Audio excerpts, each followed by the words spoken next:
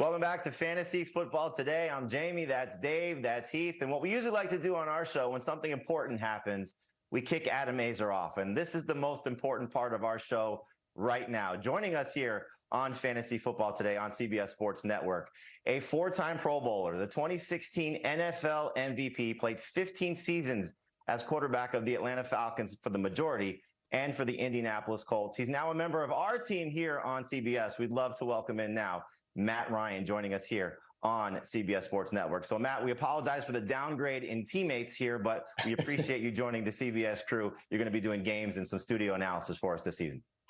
Yeah, I'm fired up. Got my first taste of it this past weekend, calling a preseason game up in Carolina. Had a blast, but excited to be part of the CBS family. I was hoping you were going to give me some of my fantasy stats coming in. I think I had some strong years. You know, some fantasy owners might have been happy with them, but I'm looking forward to it. It'll be a lot of fun this fall. Don't worry, those are coming. You're definitely one of the premier fantasy quarterbacks during your time with the Falcons and with the Colts as well. So speaking of the Colts, we want to ask you, Matt, obviously big story around the NFL, big story around the Colts, big story for fantasy managers. Jonathan Taylor dealing with the situation he's dealing with. We don't need to get into the specifics there, but just if you could, shed some light about what it was like to play with him last season in Indianapolis, and frustrating year, I'm sure, for him and everybody around him. What does he still have to offer coming back from that season and, hopefully going to bring a lot to an NFL team? I think he's got plenty of juice. Last year it was a strange year in Indy for everyone involved, but specifically for him, he was dealing with injuries all year and just never really could get into sync. But in the short time that I spent with him, he's dynamic. You would see just these like little jump cuts that he would make in practice, making guys kind of look silly, professional athletes look silly. He's incredible, unbelievable person, like one of the best teammates you could ever ask for. Awesome guy in the locker room. I'm hopeful for him that however this, situation ends up resolving itself, he's just in a position where he can cut it loose and go play. And I think if he can do that, he's going to be able to produce, wherever he ends up. He's that talented of a player. Matt Ryan joining us here on CBS Sports Network as part of Fantasy Football Today. So, Matt, let's stay with the Indianapolis Colts for a second here and talk about their new quarterback in Anthony Richardson.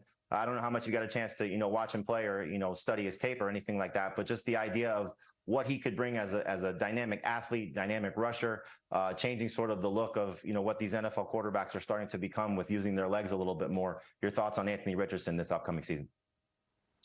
Yeah, I had the opportunity. I went up to the first preseason game that the Colts played in Buffalo. So I was doing a little shadow work with Andrew Catalon just to get a feel for what it's like being in the booth, and had the opportunity to watch Anthony play for a series or two. Was intrigued, for sure. I think watching him warm up, like even in the hour before the game started, just watching him go through routes in the passing tree. He's got unbelievable arm strength. Like maybe I haven't seen arm strength like this before. It's effortless for him. He's massive too. Like he is a big dude. And I think, obviously there's been much made about how limited of action he saw in college, but the ceiling for him to me is as high as anybody that's come out in the last decade.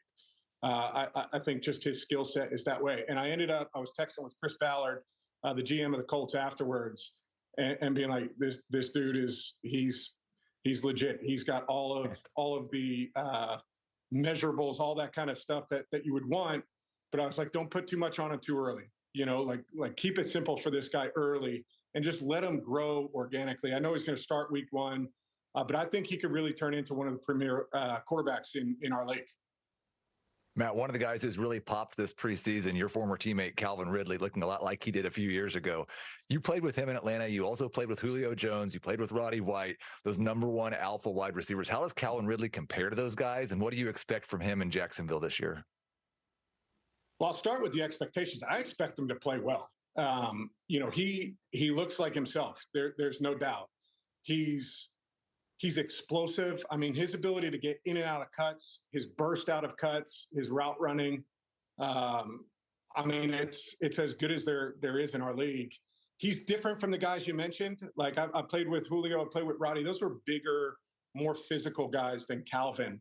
But he was the best I was ever around in terms of just stop, start, getting out of cuts, change of direction, making defenders, look bad on routes. And so I'm pulling for him.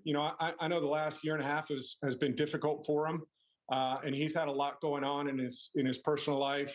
Obviously the gambling issues, but I'm really, hopeful that he's ended up in a really good space, a little bit closer to home in Florida. And if he's right, he's a top 10, wide receiver in the NFL. And I think it's a steal for the Jaguars in terms of what they had to give up to get him. You said top 10 there. The Falcons have used a top 10 pick each of the last 3 years on a skill position guy. It was Kyle Pitts. You played with him for a year, then Drake London, now Bijan Robinson. What do you think those three look like in Arthur Smith's system this year? They're exciting. To me, it's one of the teams that's maybe flying a little bit under the radar in terms of national media attention, but it's a really interesting group. I think they're built. That it's taken time, but Arthur Smith has had 3 years to kind of build this roster the way that he wants to. And he would say to me all the time, this is a big man's game. And they've certainly drafted that way. All three of those guys that you mentioned, they're just big, long, tall. And Arthur talks a lot about being, positionless, and they all have skill sets that they can move around.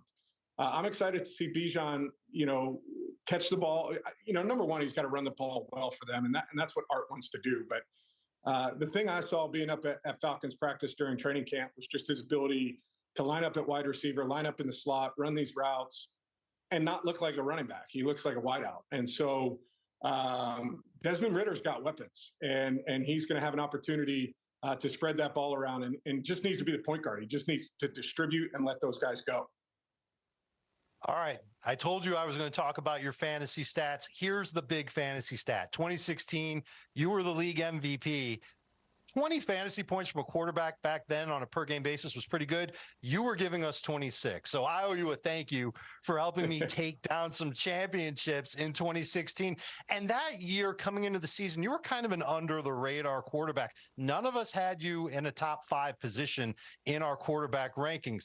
Do you see an under the radar quarterback this year that could help us take down another championship in fantasy? I feel like the league right now is as deep at the quarterback position, maybe as it's ever been. You have so many good young players. Thinking about it, the guy that intrigues me is Kenny Pickett. We saw him last year. I was with the Colts, played against the Steelers, and getting a firsthand, view of him on the field. He's got, some pop in his arm. And the Steelers just seem to be able to stabilize things quickly, right? They've got the massive change since the departure of Ben Roethlisberger, and Kenny has come in and done a pretty good job. And I would expect for him to make a pretty good jump in his second year as a starter. And he's one of the guys that I think maybe, he's not going to be picked up, by everyone, but is a guy that, you could catch and is going to put up some productive numbers for you in fantasy. I like him. I think Mike Tomlin's one of the best in the league, and he's got great belief in him. So I'll be curious to see how it shakes out there in Pittsburgh. We're big fans of his receivers, his tight end. We like one of the running backs, kind of both the running backs in Pittsburgh as well. So that's a pretty good call, but I got to go to the flip side now. Is there a quarterback that maybe you're worried might not meet expectations this year? I'll say, and I'm a fan. I'm a huge fan of this guy, but to me, it's Brock Purdy. It's one of those things like coming off the injury, having the amount of success that he had, coming in relief last year and just really taking that team to the NFC Championship, playing so good. I'm curious to see if he can replicate it. I'm thinking he can. They've got so many pieces around him. Kyle's incredible at utilizing those different pieces. But to me, it might not be like one of the premier guys in our league, but to me, he's probably the most interesting quarterback that I'm looking at this year, saying, can he be the same as he was last year? Matt, you took a path last year going from the Falcons to the Colts, and, obviously a big transition going from a team that you're with for so long to, new surroundings. Aaron Rodgers obviously doing something similar this season, going from the Packers to the Jets. Can you just talk about what that was like for you and what your expectations are for him taking on that new role, maybe being motivated once again, joining a new franchise? Yeah, it's really weird. You're in the same building, you're with the same people for so long, and you're set kind of in your routine of how you do it. And then that all changes. But to me, just looking at it from afar and watching his comments and how he's talked, to me, it feels like he's re-energized. And, I saw his little comments before, playing in the preseason, talking about having the butterflies and feeling a little bit nervous. I love hearing that from a guy that has absolutely dominated the league for the last 15 years.